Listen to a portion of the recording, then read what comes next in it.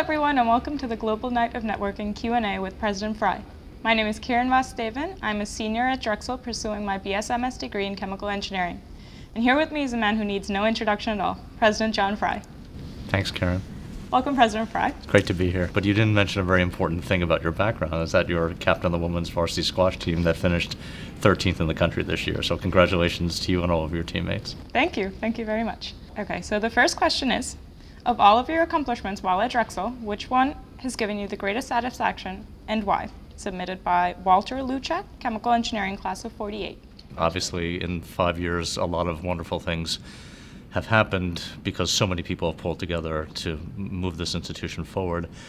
I'd say that naming the law school after Tom Klein is deeply satisfying because I'm a huge admirer of Tom and because it was a project that was started by my predecessor, Dr. Papadakis.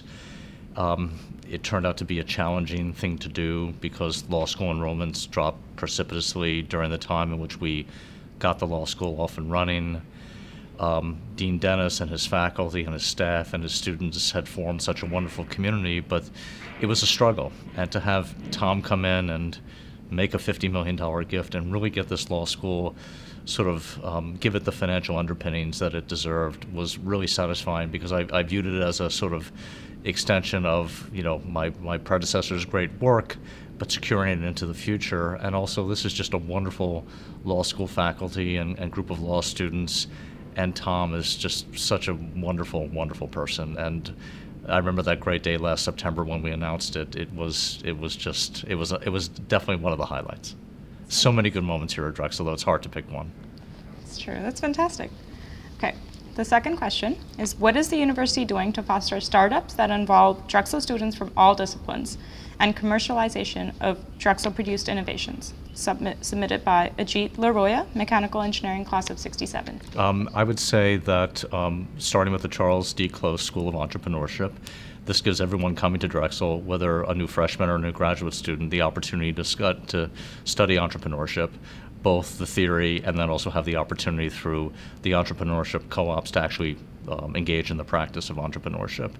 Then we have IC at 3401, the Innovation Center at 3401 Market, which is on the second floor where we have plenty of space for small startup companies to sort of get their sea legs underneath them with lots and lots of coaching and support. And there's good funding there to make sure that happens.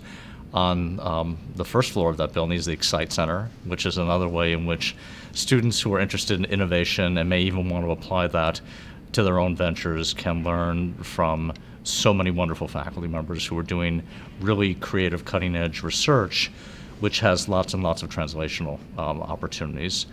The Innovation Neighborhood, which we're about to make a big announcement about, probably about mid-October, is also going to be a place that's going to foster lots and lots of opportunities for student and faculty entrepreneurs, as well as alumni entrepreneurs, to begin to maybe do their work in a university city context with lots and lots of support from Drexel University. So those are just 4 things that we're doing, which I think is going to set the stage for wonderful possibilities for innovation as part of the Drexel community going forward. Okay, the next question is, where do you prefer to go on vacation, the beach or the mountains? Submitted by Ira Taffer, Chemistry Class of 79. Thanks, Ira. And by the way, Ira is one of our great alums who this year tripled up as the Alumni Board President, a trustee of the university, and head of the chemistry department. And so there are very, very few people who are as engaged and involved as Ira. It would be the beach. My children all love water sports. They sail, they surf, they kiteboard, they skimboard. They love the water, and so we have a little place that we like to go to up in New York to be on the beach with them. Nice. So the next question is, it seems like almost every corner of Drexel's main campus has been improved over the past 10 years, and it's quite an amazing transformation. However, the library does not befit the status of Drexel as one of the most prominent educational institutions in Philadelphia. So what are the future plans to improve the library? Submitted by Jonathan Liss, Accounting Class of 79. Great. Jonathan, that's a completely fair question. The library that we have at Drexel in no way reflects the kind of needs that we have for library space and research on this campus. Its location is great. It's at the heart of our campus at 33rd and Market, so I'm satisfied with its place, but the library itself, we've just so far outgrown and outstripped what it can provide to us, which is unfortunate because in Danuta Nteki we have a great person who runs our library system at the university. We have so many talented people who work in the libraries. We just haven't given them the right kind of physical envelope to do their best work. And as I said, of all the things that Drexel students come to me and talk to me during my office hours about their frustrations about the university, the library is number one on everyone's list. It's just completely inadequate. And so we're doing a big look at our sort of campus envelope for the future, and the location of the library and the size of the library and its capacity are going to be one of the major issues that we attempt to address. I would love to see in this next comprehensive campaign, which we're planning for right now, to see a new library plan, grow out of that. And that would be my hope, because really so much progress has been made in terms of research facilities and classroom facilities and new residential spaces, but the library has definitely lagged behind. And so to Jonathan's question, this will be a high priority for campus development going forward. Good to know. The next question is, do you order your cheesesteaks whiz-wit or without? Submitted by David Malcolm, Communications Class of '08. David, is there any other way? Whiz-wit. Great. The next question. Identity is a powerful tool that not only attracts the best students to the university, it is also what keeps the alumni strongly networked and financially supportive of the university after graduation.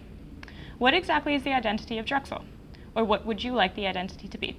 Submitted by Jeffrey Smith, Chemical Engineering, Class of '96. So let's start with our roots. Our roots are access to a first-rate education, which is the gift that A.J. Drexel gave to so many people in Philadelphia when he started this university in 1891, or when he started the Institute in 1891. He envisioned what we now call cooperative education.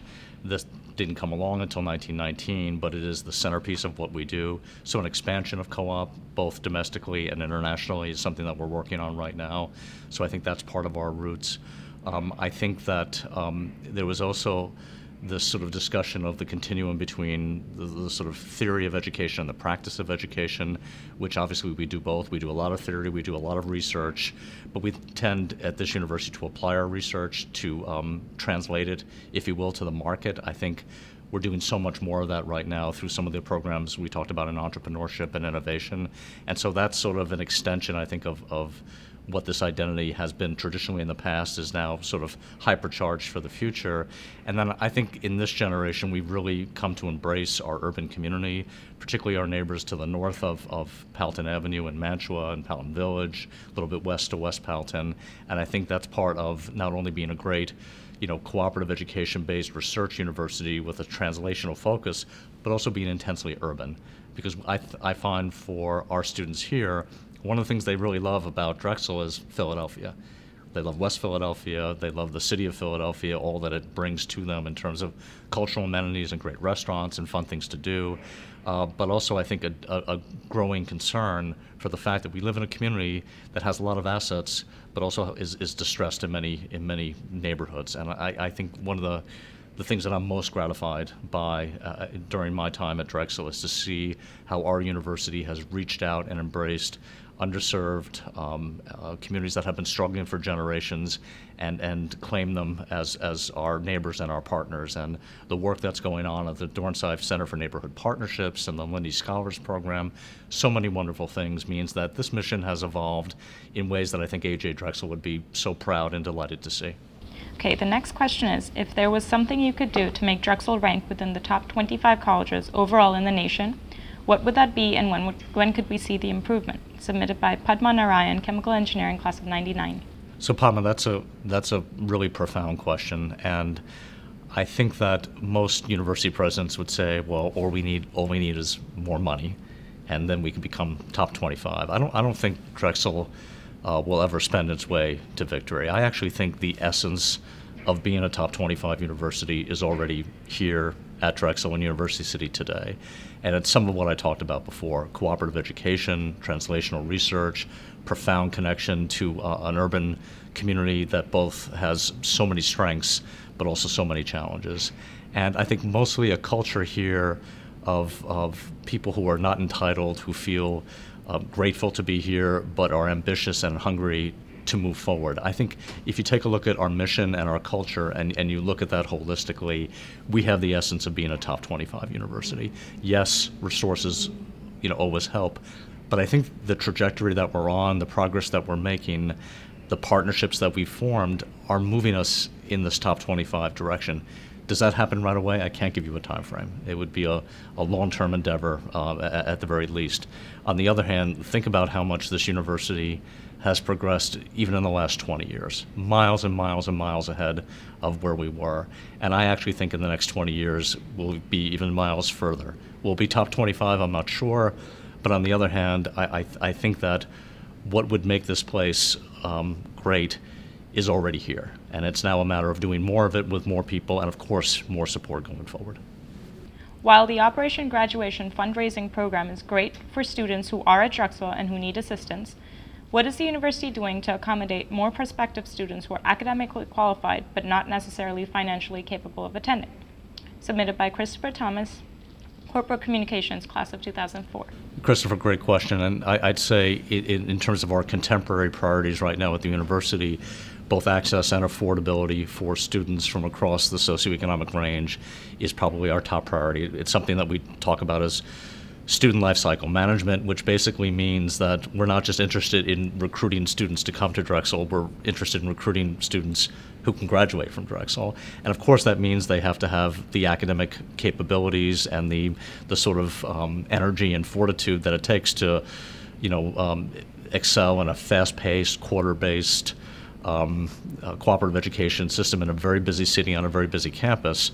But in addition to that, many need financial resources to support their work going forward. Their parents work hard and contribute as much as they can, but the university historically has not done as much as it needs to do from a financial aid perspective. And so if you take a look at the first year of the implementation of these new strategies, many more students are being aided than before at much higher levels. And then when we think about our comprehensive campaign going forward, the number one priority from a fundraising perspective is financial aid endowment to benefit our students.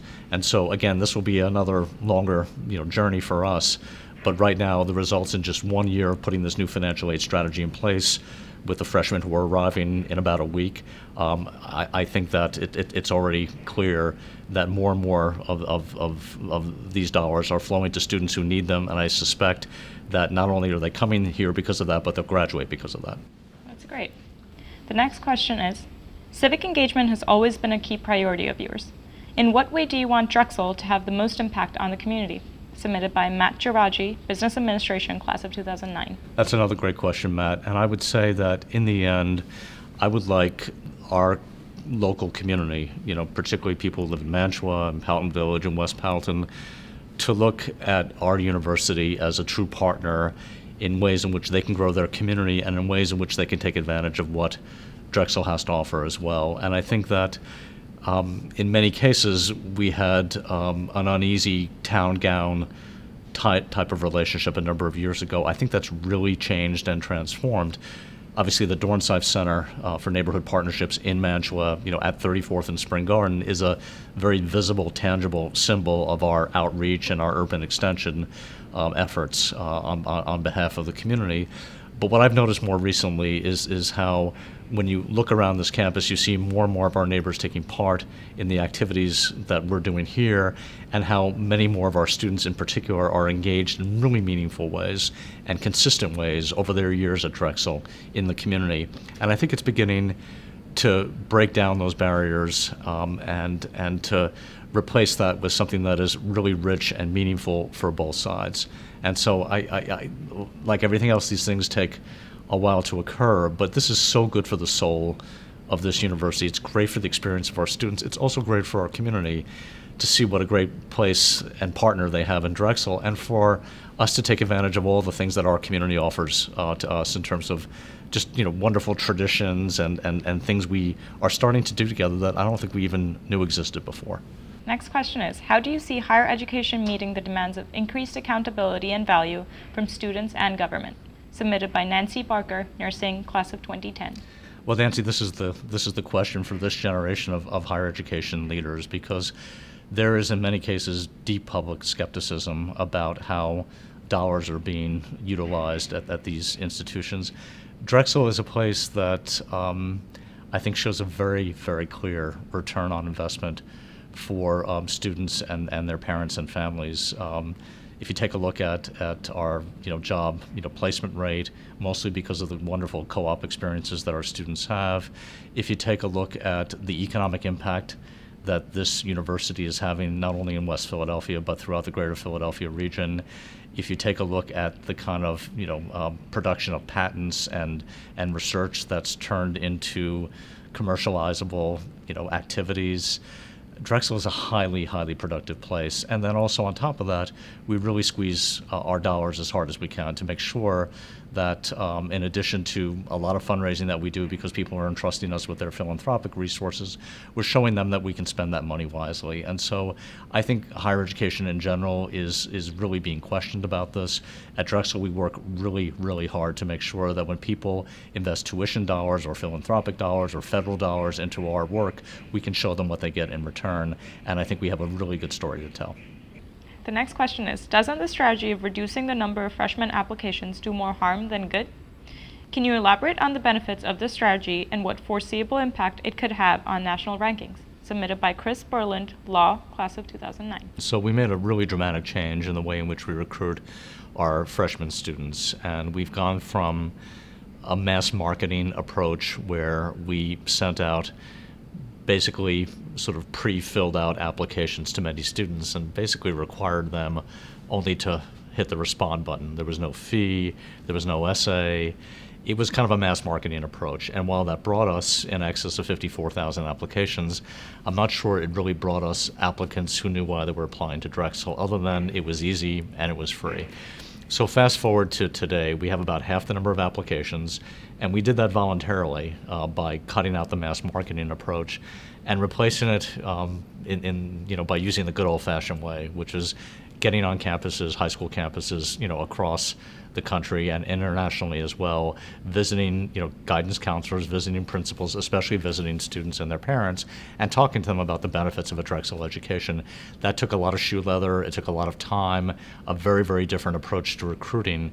But I can tell you that, with the freshman class about to come in, it's by far and away the most talented freshman class that we've entered, and it's slightly below the class size that we enrolled last year, which is pretty remarkable given that we've had half the number of applications, but are producing about the same size class with, I think, better credentials in terms of their capabilities, their SATs, their class rank, and things like that. So this has been a big, gutsy shift, I think, on the part of the university to do this. But in the end, what we wanted to do is we wanted to have people apply to the university who really knew this university and what it had to offer and what the Drexel difference is. And as a result, I think we're seeing not only really strong numbers, but we saw very little melt over the summer. Students enrolling and then not enrolling after changing their minds. We saw the lowest melt rate we've ever had this summer, which means students, once made up their minds about Drexel, are sticking with Drexel. And we're really looking forward on Saturday to welcoming over 2,800 students to our campus, and I think it's just going to be such an amazing experience for them, and I know it's going to be an amazing benefit for us to have them here. The next question is, I heard that Drexel was no longer going to offer architecture. That would be a real loss to the school and the community. Is this true? Submitted by Charles Tomlinson, Architecture, Class of 72. Charles, I'm very glad to report to you that this is not true. In fact, architecture has a very special place at this university.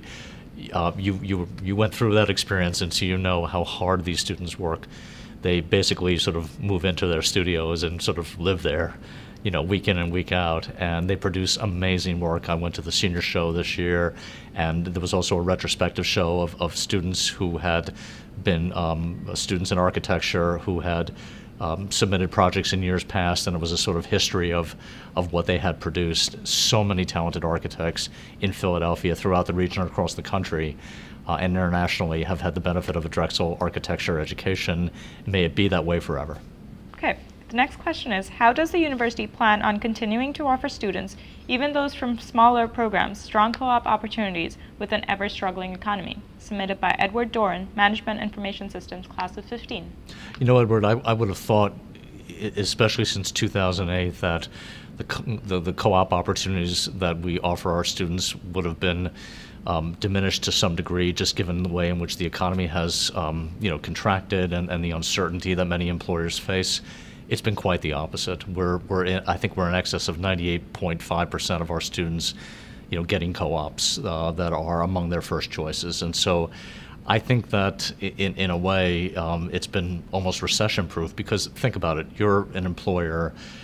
The amount of money that you pay one of our Drexel co-ops is so reasonable in return for what you get. You know how our students are. You were one yourself, and so you see, how smart they are, how committed they are, how hard they're going to work to sort of prove their worth. And I think that I've interacted with hundreds and hundreds of employers throughout the region and across the country who feel that the return on investment from a Drexel co-op is a huge one, and that's why they come back year after year, some decade after decade, to be co-op employers. And so this is such a good value. Even in uncertain times, I think employers are sticking with us, and of course we're sticking with them. Those partnerships are golden to us, and it has provided our students with so many positive advantages, both professionally but also I think socially, because they're learning from the age of 19 on how to comport themselves in a professional environment, and by the time they're 23 years old, they are ready to go. So that's all the time we have for now. Thanks to everyone who submitted questions. We had so many great ones to choose from. I hope you guys enjoy the rest of the Global Night of Networking. Thank you once again.